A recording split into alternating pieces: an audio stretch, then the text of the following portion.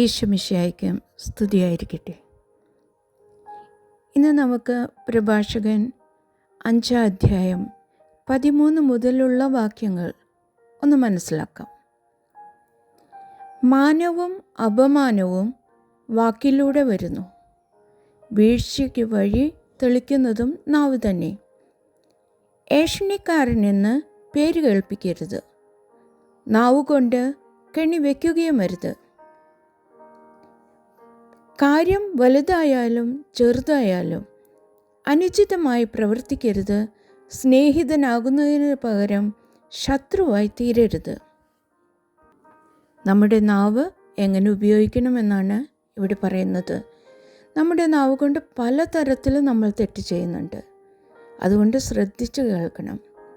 ഈശോ പറയുന്നത്, നല്ലതിനും ചീത്തയ്ക്കും നിന്റെ നാവിനെ ഉപയോഗിക്കരുത്. നിന്റെ സംസാരത്തിൽ വഞ്ചന ഉണ്ടാകരുത്. നമ്മുടെ നാവ് ദൈവം തന്നൊരു ദാനമാണ്. അതുകൊണ്ട് ഒരേ സമയം നല്ലതും ചീത്തയും സംസാരിക്കരുത്. കാരണം കർത്താവിന് എപ്പോഴും നമ്മൾ നന്മ പറഞ്ഞു നടക്കുന്നത്, വിശുദ്ധരായിരിക്കുന്നതാണ് ഇഷ്ടം.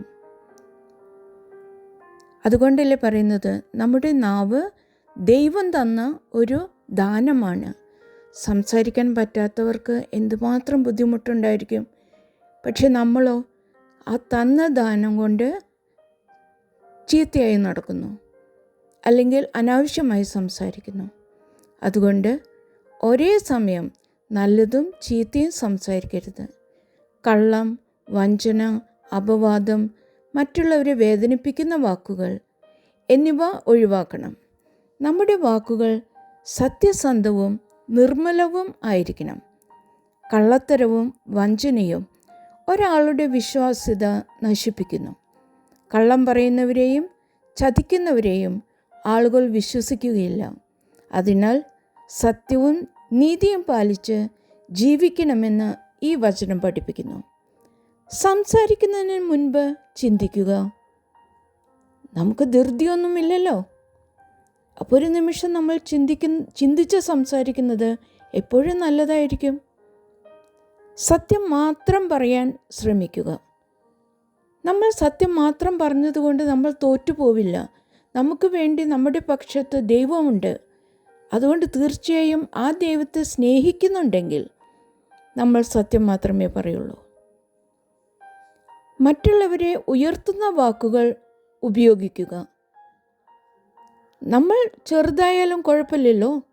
നമ്മുടെ ഈഗോ മാറ്റിവെച്ച് മറ്റുള്ളവരെ ശ്രമിക്കുക. നാവ് അതിനെ ഉപയോഗിക്കുക. കള്ളം, അപവാദം, വഞ്ചന എന്നിവ ഒഴിവാക്കുക. വിശുദ്ധ യാക്കോബ് ശ്ലീഹ 3-ാം ചാപ്റ്റർ 10-ാം വാക്യം, ഒരേ വായിൽ നിന്ന് അനുഗ്രഹവും ശാപവും പുറപ്പെടുന്നു. സഹോദരങ്ങളെ, അതങ്ങനെ ആയിരിക്കരുത്. തീർച്ചയായിട്ടും അല്ലേ, യാക്കോബ് ശ്ലീഹ നമ്മളോട് എത്ര കാര്യമായിട്ടാണ് പറയുന്നത്. ഒരേ നാവിൽ നിന്ന്, ഒരേ വായിൽ നിന്ന് അനുഗ്രഹവും ശാപവും പുറപ്പെടുന്നു. എത്ര വേദനയുള്ള കാര്യമാണ്. അബ്രാഹത്തിനോട് കർത്താവ് പറഞ്ഞു, നീ അനുഗ്രഹിക്കുന്നവരെ ഞാനും അനുഗ്രഹിക്കും. ദാറ്റ് മീൻസ് നമ്മൾക്ക് ആകെ കൂടി മറ്റുള്ളവരെ അനുഗ്രഹിക്കാനും മറ്റുള്ളവരെക്കുറിച്ച് നന്മ പറയാനും മാത്രമേ അധികാരമുള്ളൂ. വേറെ ഒരു അതോറിറ്റിയും നമുക്ക് തന്നിട്ടില്ല.